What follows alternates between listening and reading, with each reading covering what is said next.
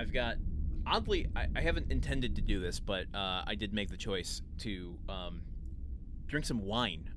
I did some rye whiskey on Operation Fortune. I did some beers. I feel with like Legend of Tarzan, I've unintentionally been pairing my drinks with the movie we've covered. This feels like a wine episode, so I got some white wine here. Well, she does order white wine in the movie from Elisabeth Shue. I think though the most wine movie we've watched was Operation Fortune. The entire the entire like character description for most of the characters was likes expensive wine, no other details. But nothing calls for a fine Chablis quite like a early 2010s date night pseudo-romantic comedy. This is a cab sav, but I digress. I'm curious about. I am endlessly curious about the town of Hope Springs, Maine, wherein our movie takes place. Yes. So what character would you play in the tapestry of the townsfolk of Hope Springs?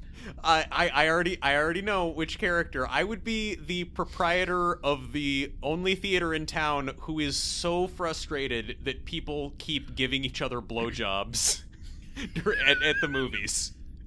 I'd be like, I go through the pains and efforts of bringing culture through a foreign film festival to this town. And I have to go through these back rows and clean up every fucking night. If I get my hands on that Dr. Feld, I swear to God. I thought that when I booked the Seventh Seal, and it was a sold-out crowd, I thought, great, finally the people of Hope Springs are really getting into foreign films. But when I took a look into the theater, A, not a single one of them was a local resident, and B, I could only see half of their heads, because you know what they were doing? It's that Dr. Feld stuff. That Dr. Feld stuff. That Dr. Feld stuff. Imagine... Because I'm just assuming that this is just his playbook, that he tells everyone to do this. But imagine you're in town getting your couples therapy. He gives you the blowjob in the movie theater assignment, and it's like, oh, this week, all week long, 3 showings a day, Zone of Interest, directed by Jonathan Glazer. You know what it is? The proprietor of that movie theater he got in the way of Steve Carell, of Dr. Feld trying to get back in good graces with Elisabeth Shue. And so he's like, you motherfucker, you want to see how I can wield power? I'm going to make your life hell from now on. Again, that's the movie I want to see, is the chess match between the renowned couples therapist and the one plucky small town theater operator, just trying to like using the residents of the town and the viewing schedule of the local theater as like weapons against one another. It's like, oh, you're gonna send an army of depressed, horny, middle-aged couples to my theater. Fine, I'm going to start screening the least sexy movies possible in order to sabotage their recovery and drive down your ratings on Yelp. It's the perfect crime. Yeah. Well, I mean, I don't think it's. I don't. No, actually, I don't. It's not a crime to screen kind of confrontational and not particularly arousing movies at your movie theater. You can show whatever you want, and B, it's also not the perfect crime to tell hundreds of people to go do oral sex on each other in a movie theater. That's a very imperfect crime. When they get busted, they say, Dr. Feld told me to do it. Well, what makes it the perfect crime is that he also has the police in his pocket. So the second that they start to investigate, they're like, I don't see any evidence of a crime here. Do you, Stan?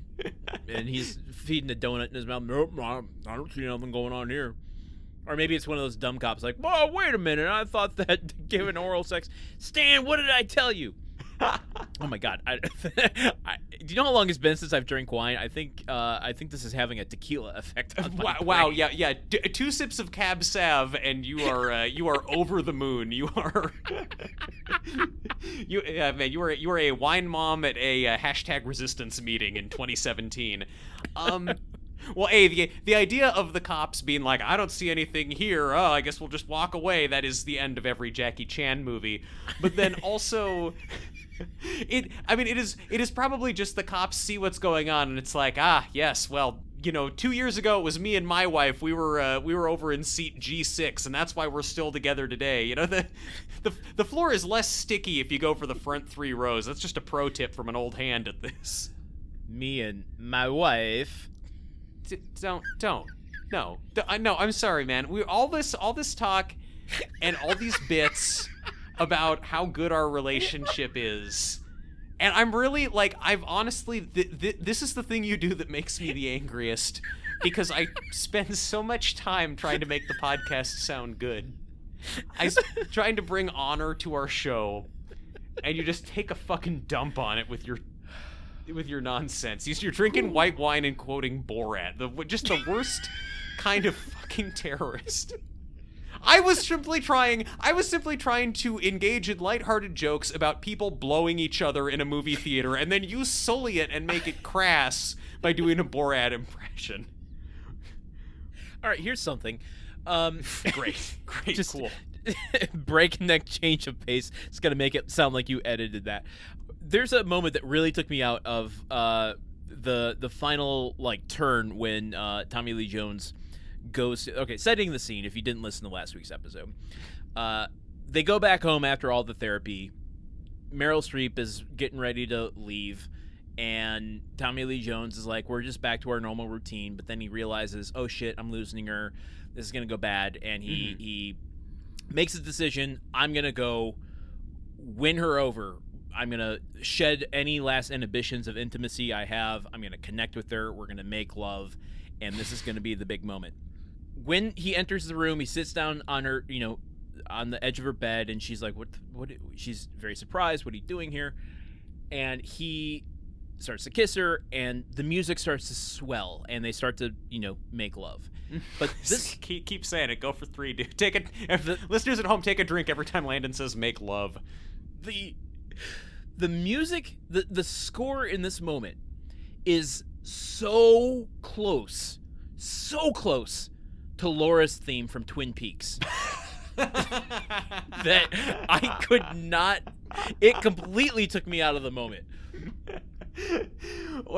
That was my moment of Tommy Lee Jones, trying to have sex with Meryl Streep and opening his eyes and realizing what's happening and losing it. Yeah, that's what's happening to me in this moment as Laura's theme is playing, and I just see her dead face as they're trying to make love.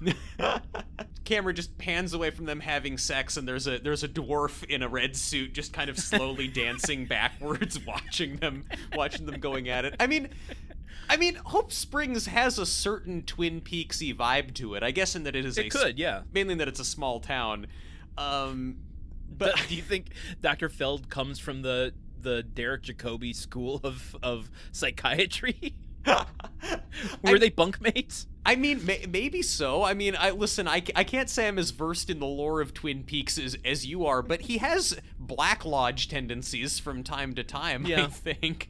He's not wearing 3D glasses, though. That would make it harder for him to prove that he is not even blinking as he stares at you and asks about your sex life.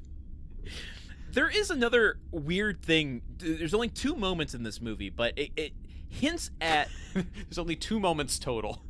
2 moments of this specific thing in this movie that hints at a different type of movie that is a little more whimsical, a little more leaning into the comedy, that I was very just it's another thing that took me out. Tommy Lee Jones, it's the beginning of the movie, it's the first instance of it. She said, we're going to this thing. I paid $4,000 of my own money. I'm going to be on the flight. Here's your ticket, 10 a.m. Be there, be square. And he's like, yeah, right. You're not going to do it. You're going to be, doing a routine forever. And she gets on the taxi, goes to the airport, not knowing, she's taking the leap of faith that he's going to show up or not. She's sitting on the plane. He goes through his thing she's really fucking doing this thing. I got to, I don't want a further flight, so let me just go do this. And then he shows up on the plane, sits down next to her. Mm-hmm. And there's this little moment to get us out of that scene of her turning and smiling. Yes. And for half a second, I'm like, is she Deadpooling us?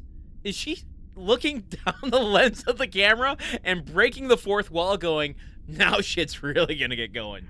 I am going to read to you the notes that I wrote down during that scene, all in caps. Does she look right at the camera? She Deadpools us. This is old people Deadpool. Landon, how could I ever stay mad at you for saying a Borat line on our podcast? We were meant to be together. Oh, thank you. But then she does it again. There's a second instance of it where after the first exercise, where they're supposed to hold each other in bed and they wake up the next morning spooning, he's very comfortably has his arm draped over her in the big spoon position, and she wakes up and sees his arm and like realizes the success of the exercise, and then just dead barrels down the camera lens again and smiles at us, and I'm like, what? Yeah, wait. What's happening? Why are you looking at me? Yeah, is this like Ferris Bueller? Like, what if Ferris Bueller was an older woman in an unhappy marriage? Marriage moves pretty fast. If you don't stop and go to Hope Springs, you might be unhappy. It's I don't know, or I'm reminded of like Trading Places, where like Eddie Murphy just like looks straight to the camera when they're being patronizing to him or something like that. It's odd for these little moments of her being like, "Do you guys see this? I think I think Mr. Grumps over here it's got a little more going for him than we gave him credit for. Let's watch and see how it plays out." There's no other, indication or tone in the movie at all that is on par with like justifying a Chuck Jones Bugs Bunny looking at the camera going, can you believe this guy? which I mean, it would be a terrible choice to have more of that in the movie, but the most out of place fourth wall breaking narrator, like a movie that does not need narration at all, but like what if the entire time she was just like high fidelity-ing to the camera throughout? Well, this movie does end with a Lenny Kravitz song, and Zoe Kravitz plays the female version of High Fidelity. That's true. That is very true. And Zoe Kravitz's mom is in High Fidelity, so that's right. Yeah. Yeah. I mean, it's all. I mean, the High Fidelity cinematic universe expands a little more. Look, nice. I want to do something risky and talk about a couple of other cinematic connections to this movie, and the reason it's risky and the reason that I think it might be jeopardizing our relationship is because it will require me to obliquely reference stuff we did on another podcast we used to host. But okay. I'm sorry. You can hear. Does it make you sad and upset when I do that? Kind of like when I hear a Borat fucking impression on my show. We've previously watched. No, it doesn't. We've not. Oh, God, that's not even. Is that even? Does Borat even say not, or is that just like a skateboarder thing? Like, are you just being a 90s kid now? Okay. So, look, we watched two movies previously in our career. One movie is called Christmas with the Cranks. Another movie is called California Dreamin'. Yes. These two movies are both about a depressed Midwestern couple. In California Dreamin', they live in Omaha.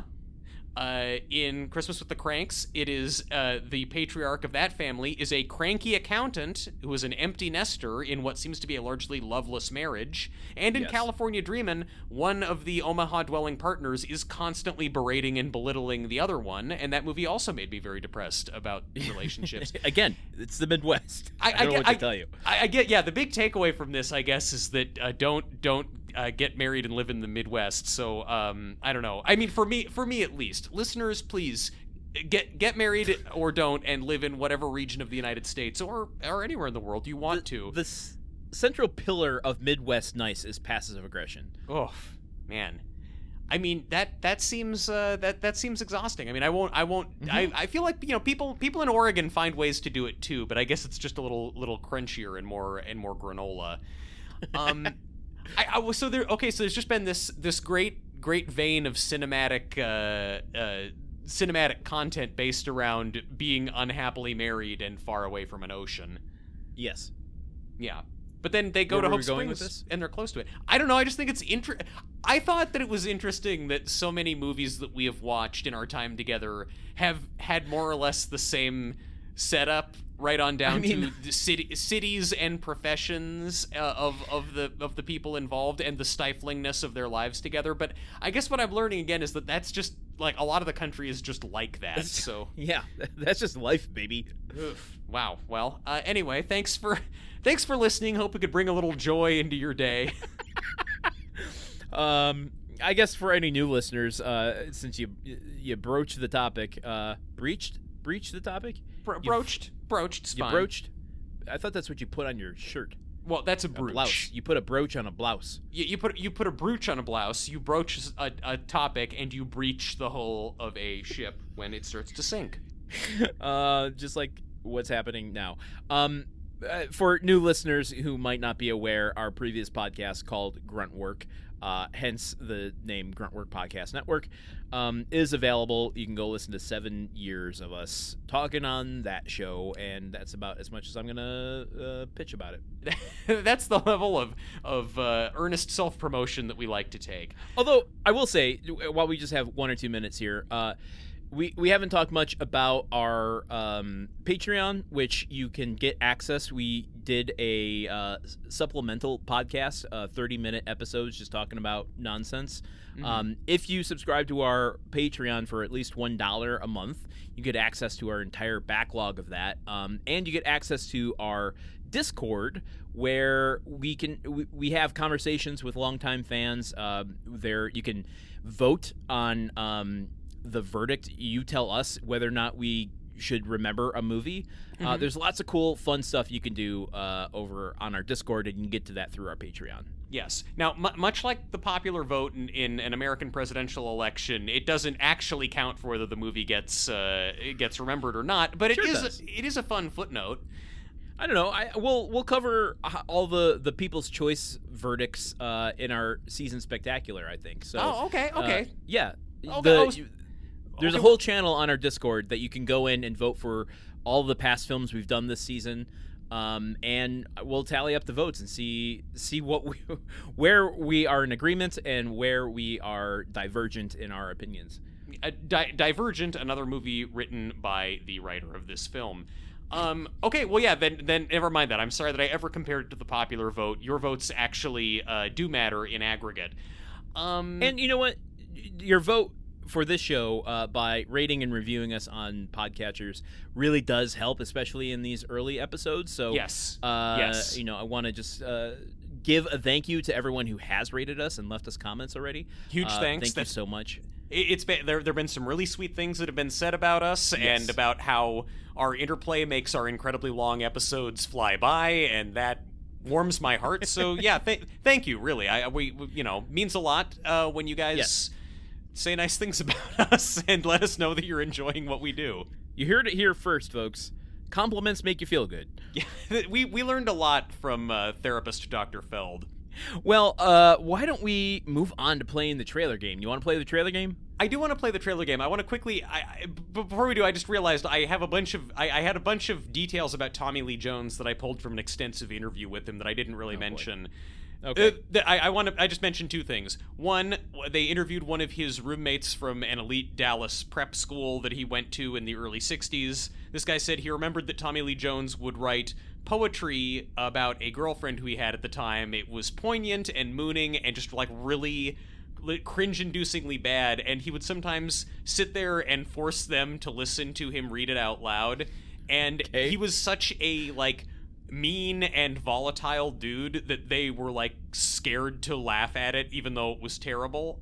So they were just a captive audience held by fear listening to teenage Tommy Lee Jones's poetry. Then the only other thing is that when Tommy Lee Jones was at Harvard, where he majored in English literature, Tommy Lee Jones seems to be incredibly intelligent, but he was at Harvard and his roommate was Al Gore. Oh, holy shit. I want that movie. the most odd couple pairing you can possibly imagine. No, Tom. No, God, I can't do an Al Gore. Erase that. I'm not even gonna try, because any response that I try and do, it's just Al Gore I don't know, asking Tommy Lee Jones something and Tommy Lee Jones just responding, I don't care, because that's the only Tommy Lee Jones that I could do. Not even close to Tommy Lee Jones. It's not even close, but it's a recognizable line from The Fugitive. I can do Al Gore only singing Love Shack, but I don't even know under performance. I feel like I'm going to be Tommy Lee Jones at the end of the movie here. Sign says, "Stay away, fools, 'cause love rules. As long as we take care of the earth." It's Al Gore. Al Gore trying to diffuse a meme from the 2000 presidential election. I didn't actually say that I invented the internet, and Tommy Lee Jones just gone, I don't care. Oh God, we got to go to impression school. Let's play the trailer game where no one is listening anymore. We started with a Borat impression. We ended with bad impressions. Yes, the trailer game, Landon. The trailer game. Truman and I have not watched the trailer for Hope Springs, but we've watched the movie. In my case, I've watched it 3 times, not counting the first time I saw it, so I've seen this 4 times total. Freak. We've taken some notes on what we think might be in the trailer. I think you and I might be a little divergent, yet again, on how this is going to be marketed, but together we're going to try to guess 5 moments that will end up in this trailer, and we'll see how many points we get by the time we're done watching it. Yes. Truman, I'm going to give you opening salvo. What do you think is going to be a surefire bet for this trailer? I mean, obviously, theater blowjob. Really? For a trailer? Yeah. I think that's too much. I look, I've been shocked before. I think there's ways they can be coy about it. Them sitting down, her starting to get on her knees, Tommy Lee Jones looking like he's enjoying it, and that's it. You're okay. Hold on. Before we lock in these guesses, I think we have to have a conversation about how they're marketing this. They're marketing. I'm sure they are marketing this as the raunchy comedy about old people who fuck. I 100% disagree. I think they are marketing it as a relationship comedy for old people who don't want to be offended but want to just dip their toes into potentially taboo waters. Okay. I mean, but even then, let me give you an alternative. Okay. And I'm willing to concede my point, but let me just, instead of the full-blown blowjob scene, what if it's just the bathroom bananas? I mean, ¿por qué no los dos? You know, like I totally agree. Her reading the book with the banana and her being intrigued and then taking a bite of the tip of the banana. Yeah, I think absolutely that's going to be in there. I just also think the theater blowjob is going to be in there. Okay, all right. Well, I'll accept just with protest. I think that I don't believe that'll be in there. I will support you and am happy to be wrongfully surprised by this. Okay, that's good. I also want you to know that in my notes I've just written down bathroom nanner to signify what we're talking about there. Bathroom bananas. Bathroom nanner is also perfect. Bathroom nanner is the one. What else do you think we're gonna get? Okay, to set up the premise, I think it's very simple. Like, they are tiptoeing around, we might see some evidence of their, routine and the strife that they have at the beginning, but to, like, the record scratch moment is going to be Steve Carell going, when's the last time you had sex? Yeah. And then Meryl Streep just going, what? What now? Something like that. I mean, I think... I agree, and we'll put that in. I think it's going to go to Tommy Lee Jones before it goes to Meryl Streep, because I think that the editor of this trailer is really going to want to play the Michael Scott versus Tommy Lee Jones of it all. But I think they're aiming more towards women in this trailer. Okay, I mean, oh, look, I'm not going to go into that much detail in my note about it, but like, yeah, I know. I'm just saying, like, the market for this isn't Office fans. It's Meryl Streep and Tommy Lee Jones are an old married couple fans. yeah, but also you've got a movie that has Steve Carell in it, and Steve Carell is super hot right now. You're gonna... I just don't see people who are fans of The Office clamoring to Hope Springs because Steve Carell is in it. Look, if I am a studio that's marketing exactly person, what I did. Yeah, that's why I saw it. So I guess I can't. But I can't really. contrary. The theme of all of our discussion of Hope Springs has been that, like, we are not the target audience for this, and our thoughts and feelings about it do not mean anything. Thank you for listening to so many of them.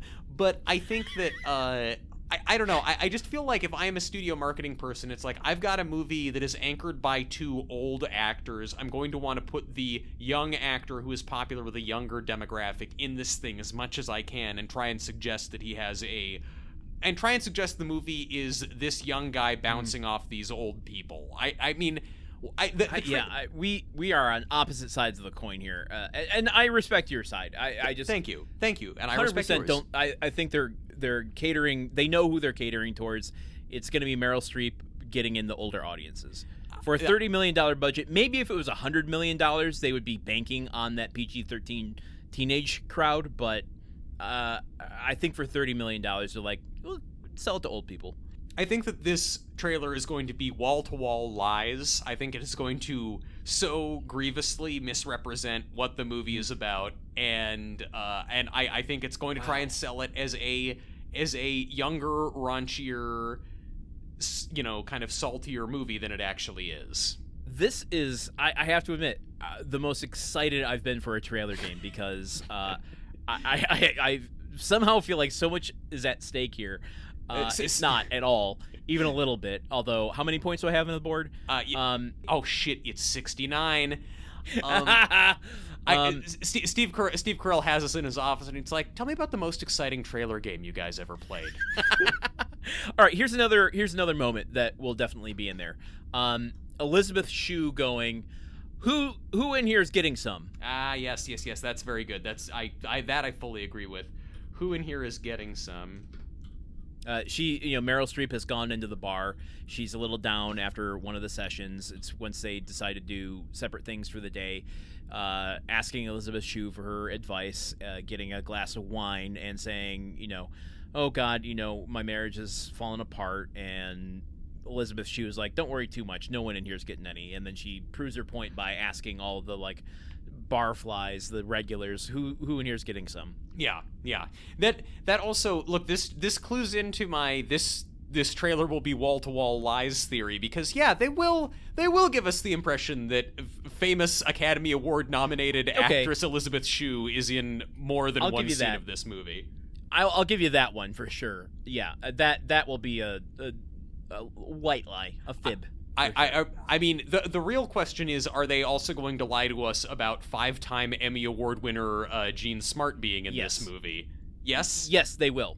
So it's... I think it'll be the first scene in the store with them, because we have to set up the marital strife that Meryl Streep is feeling. Do you the music playing in the background is going to be something like do do do do do, and Meryl Streep going, do you think you can change your marriage? And then Gene Smart going, nah, it's just sort of like she has some kind of pithy, very Gene Smart response to it, and it's going to go from her response to Tommy Lee Jones frowning or saying, oh, I can't have sex because I had pork for lunch today or something, and then the music is going to drop out like a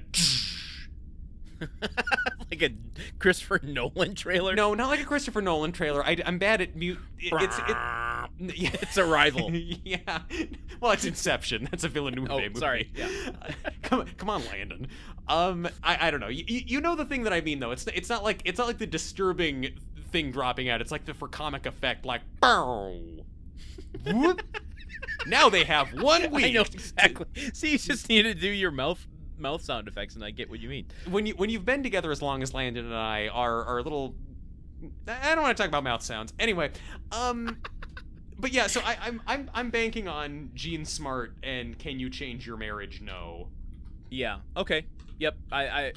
I think that's a good way to set up the premise of this, and then that leads very nicely into the when's the last time you had sex sort of thing. And it's probably a foregone conclusion. We probably don't even need to mention it, but there will be the here's your ticket, flight leaves at 10 a.m. I bought this intensive therapy week. Yeah, I mean, yeah, probably yes. It's like him being resistant, her on the plane alone, and then him getting on the plane.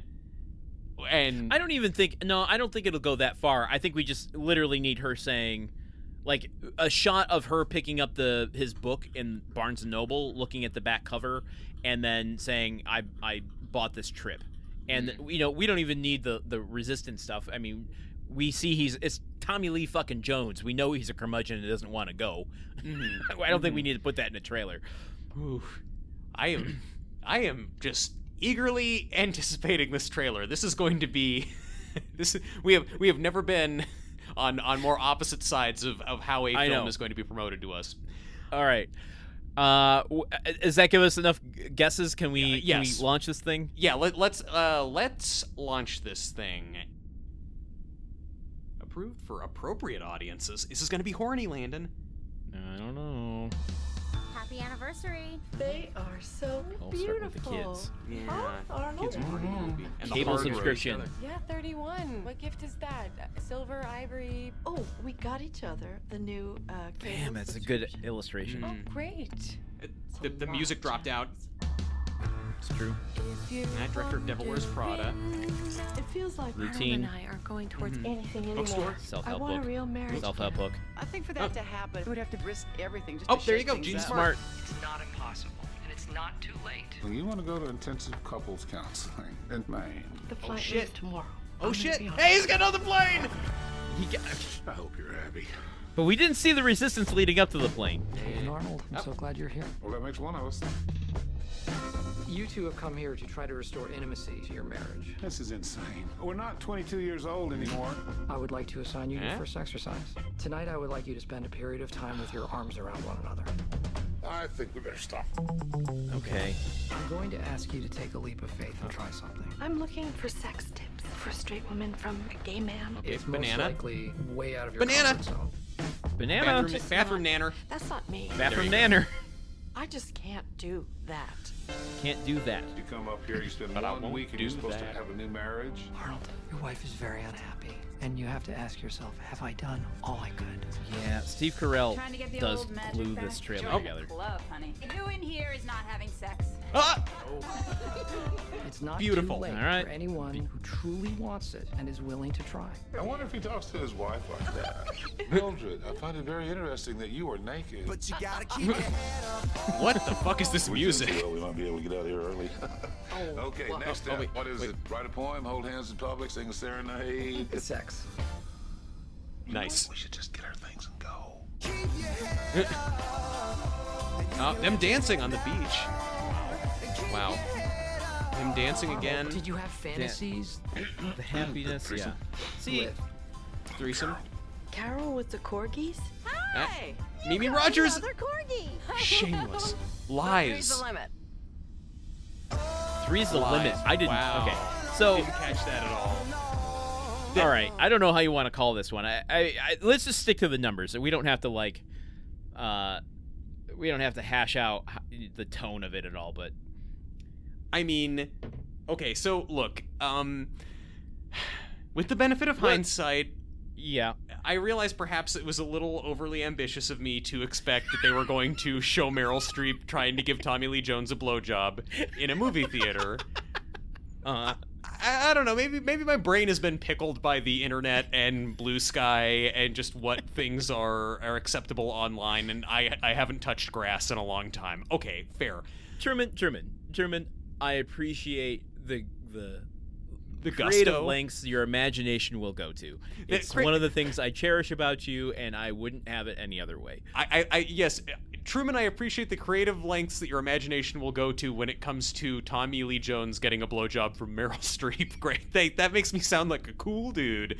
You can start your own therapy practice. I could. I definitely could. So that was not on there, but we got the bathroom nanner. She's sitting there, she's reading the book, she even takes a bite of it. Steve Carell asking, when was the last time you had sex? Bum. Was that in there? I don't think that was in there. No, it was like, well, what's the next step? Write a poem to her, hold her hand in public, sing a serenade, sex. Boom. It's different. Those are different scenes. Wow, They're different scenes. I'm gonna be honest and reject that point. Fucking stickler over here, Ben. Well, I want to Stickler. be for people who are watching this movie and playing the trailer game along with us. I want to be very honest about the points we get. Okay, that's fair. Be truthful and honest. This is one of the things that I love about you. Okay. masterfully called it Elisabeth Shue asking who in here is getting some. Like, just I got the line wrong, but the moment was the moment I was. No, the moment was the moment. I gotta say, man, and I'll call this out again. You have proven really good at guessing what's in romantic comedy trailers, like this and Life or Something Like It. Dunkers. Now, the horror movie Poltergeist, no, we completely failed on that. Your favorite genre, but this one, you're right at home. Okay. Yeah. Well. So what's our total up to? Well, we still have Gene Smart also doing the whole thing about like talking about how you can't change your marriage, whatever. Good. And then I mean, so that's basically 3 out of the 5. And then I also secretly wrote down the whole thing about he's gonna get on the plane, even though he seems resistant. And you were like, no, it couldn't possibly be. But listen, you see, it was. I appreciate it if people rewind back and listen to the argument, which is actually a tactic used or purported to be useful in the Marriage Clinic book that I read for this, to listen back to recordings of these therapy sessions. Oh God. I think we need to negate that point for one reason. That while he does show up on the plane, the hard resistance leading up to getting on the plane isn't really there. It is banking on it being Tommy Lee Jones. Just let's go to the videotape here. Hang on while I just check. Just scrolling us back. I mean, she's watched the video of him. He is voicing his consternation. She's sitting alone on the plane. It's implied that he doesn't want to go. I know, but okay, all right. Then give us maybe. How about this? One secret half point for it. A secret half point. Sure. This will all go great in the Excel spreadsheet. The secret half point column. Okay. All right. So we got. And of course, that whole thing was an extra credit question anyway, so it shouldn't even really count towards anything. We of the 5 official picks, we got 3 of them, and then we got half of an extra credit point for getting on the plane. Okay, all right. I mean, I think that's pretty respectful considering our track record. Yeah, no, I think it's pretty good. We've been completely wiped out in the past, so this is not bad. Nothing to sneeze at. And you know what? We can appreciate it all the more because we worked together. Oh, that's true. What we've built here over all these years is truly the most important thing. Well, yeah, I mean, that's great. Well, now that we're kind of done talking about this movie, maybe we can also end the extended tortured series of bits about us being an old married couple. I don't know what that's going to do for our fan fiction community, but I don't want to look. All right. Well, I guess that means there's only one thing left to do, and that's to see what the machine is going to torture us with us next. Okay. Oh boy. It looks like we're heading to May 13th, 2016. Lights, camera, action. I'm reading this like it's a Riddler threat. Lights, camera, action. Brush up on your active shooter drills. Oh, God. Oh, Landen. Oh, man.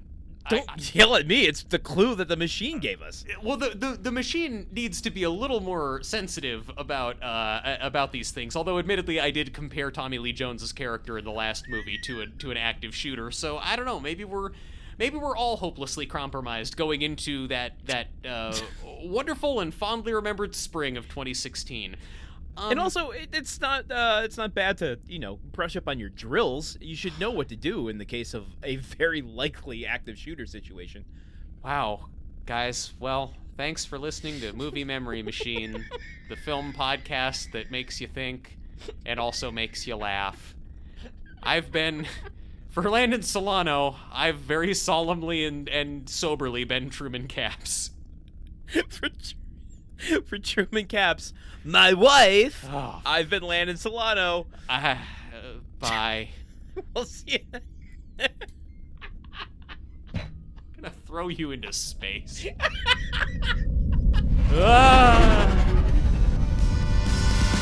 Movie Memory Machine is part of the Gruntwork Podcast Network. Join our Patreon at patreon.com/gruntworkpodcast to keep the machine running. Theme song by Porky's Groove Machine. Rate us on Apple Podcasts or wherever you listen. For more information on today's show, visit MovieMemoryMachine.com.